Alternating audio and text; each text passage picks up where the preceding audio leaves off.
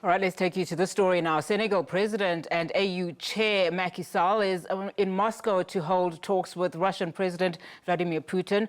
For more on the visit, we cross live now to our correspondent Stuart Smith, who's in Moscow. Stuart, thank you so much for your time this afternoon. Now, talk to us about what we can expect from this visit, considering Africa's stance on the situation in Russia, and more importantly, the continent's impending food crisis due to the war in Ukraine. Yeah, the issue for the African Union, of course, is the food and notably the lack of it or the high price of it. Macky Sall comes to Russia to understand better exactly what the Russian position is and also make the point to the Russian President Vladimir Putin that the countries that are so far away from the European continent are suffering from the effects of what's going on in Ukraine, Russia's actions there. But he is making the point that there is a food crisis already. It's the sanctions against Russia, he says, that have exacerbated the situation. There's two big things he's calling for. First of all, he would like food, particularly cereals and fertilizer, he said earlier today, to be very distinct from the package of sanctions imposed by the West on Russia. There are, to be clear, no specific sanctions preventing Russia from exporting its fertilizer and food. The difficulty, the chair of the African Union says, is that the limits imposed on the banking and finance sector make it difficult for countries in Africa and elsewhere in the world to pay for the grain and fertilizer coming out. That's something the Russian President Vladimir Putin is also keen to emphasize,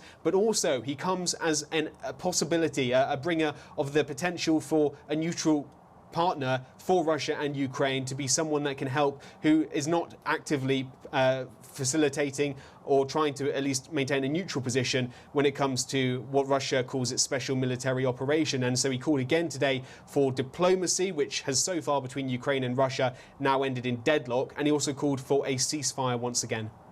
Any indication if the AU chair will indeed meet with the Ukrainian president?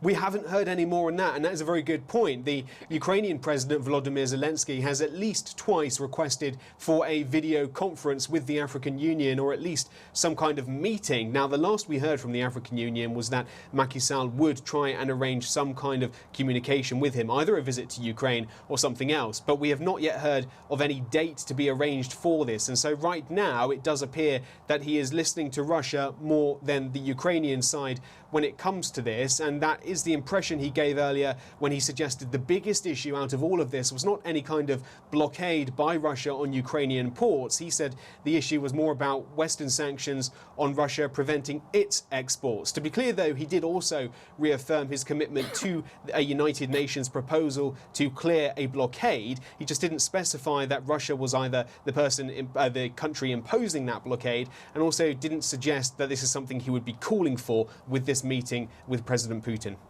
Stuart, very quickly before I let you go, of course, we know with this war, it's seen not only food prices go up, but also fuel, skyrocketing.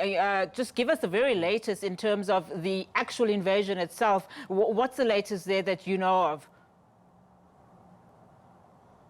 For Russia, the plan is to, it says, simply pivot oil supplies to other nations, notably India and China, who are in the top 3 of world oil importers. And so from its perspective, it suggests that prices will not necessarily go up or down. There's no change for the Russian production perspective, the government insists, but practically there will be difficulties getting its oil out. And so there are likely to be further production shortages, and that means prices only go one way, and that's up.